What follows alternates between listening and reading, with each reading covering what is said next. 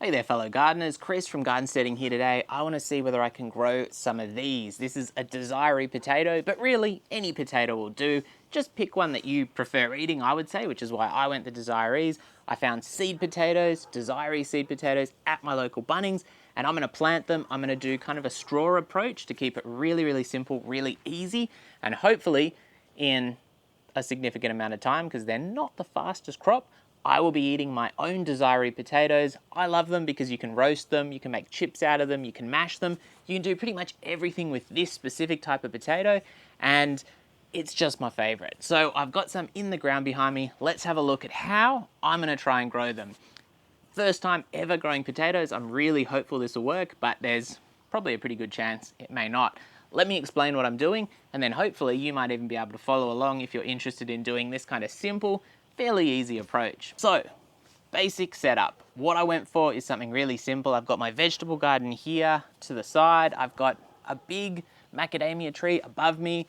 There is a bit of shade coming across from the house here, but this is one of the sunniest spots. And so what I was recommended is 6 hours of sun for your potatoes. Really important. And that's why I've got them here, not closer into the house. I do have a whole mixture of beds, and that was very much a big thought process. I think if you can get more sun, that's going to be preferable.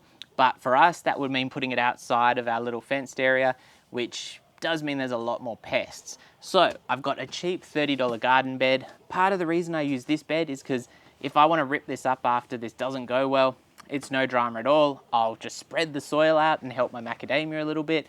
But it's a small investment. It's really easy. I just plonked it down on the ground. I didn't dig it in at all. I put some cardboard in the bottom of this garden bed to help suppress the weeds.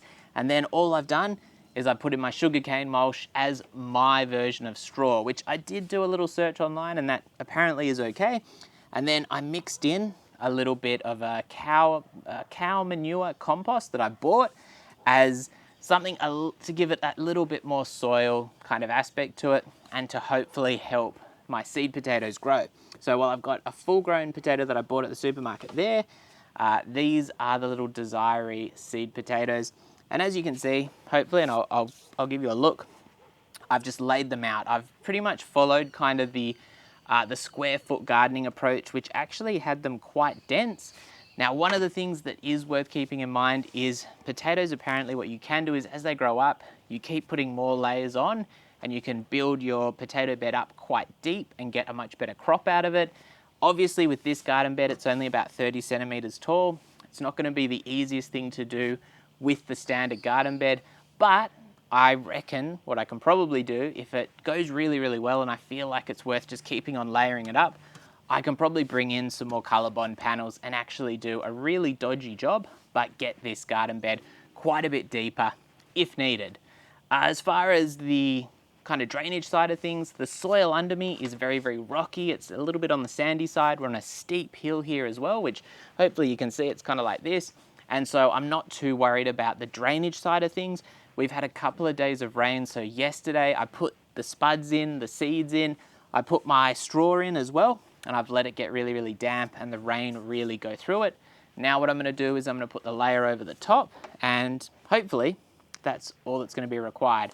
I probably will add a little bit more of my cow manure mulch that I did buy, again, like $12 a bag, something like that, just to give it a little bit more of kind of that soil condition. And yeah, this is pretty much the simplest way I could think of growing potatoes. I have seen some people thinking about growing them kind of vertically in washing baskets and things like that, and I thought that was quite interesting as well, but I've heard some pretty mixed kind of reviews and how successful that is, so I figured I'd keep it really simple. I'd do this, and yeah, we'd see how we go, because at the end of the day, if this doesn't work well, like I said, I'm going to end up with probably some pretty decent soil here that I can use on all the rest of my vegetable patch, and if it does go really well, I'll know this is a good spot to grow my potatoes every year, which would be ideal because we go through a heap of potatoes, and it does add up. $5 per kilo of potatoes, when you're having a couple of kilos every week, it adds up over the year. Not the end of the world. Not sure if it'll work out, better value to grow my own, but we're certainly going to give it a try. Okay, so that's pretty much it at the moment. I've given these a good cover over with my sugarcane mulch. It's I don't know, like probably that deep at least. I do understand that apparently keeping the sunlight off the potatoes, the spuds themselves, is important.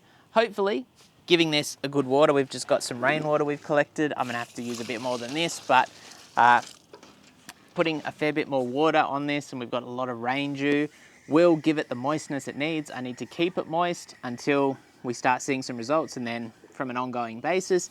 If you don't want to do it in a garden bed, I've seen plenty of videos where people do it with a no-dig approach. Granted, on flat ground, that's a lot harder on a slope like I am here because the rain tends to wash things away.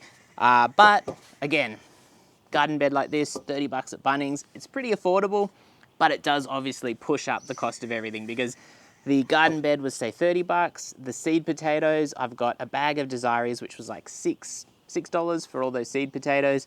I did have a different type of like a black potato of some type that I bought a couple of weeks ago. Again, that was $6, but I'd say that was probably optional. One bag would do a bed like this. This is a 3 by 4 foot bed, so 1.2 meters by 0.9 meters. And again, one bag of the soil, which I think I paid 12 bucks for this one, and a bag of the manure, which again was like 12 bucks. You're looking at like 55 bucks for this whole setup. Without the garden bed though, 25 bucks or so. Very, very affordable, very easy to do. And I think with that in mind, if things do go wrong, which is always a possibility, doesn't really matter. It's only 25 bucks. Obviously 25 bucks if you really, really need it is 25 bucks. So don't waste it if you can't afford to. That'll get you 5 kilos of potatoes, which could go a fairly long way, especially if you're not using a lot of them. But there you go.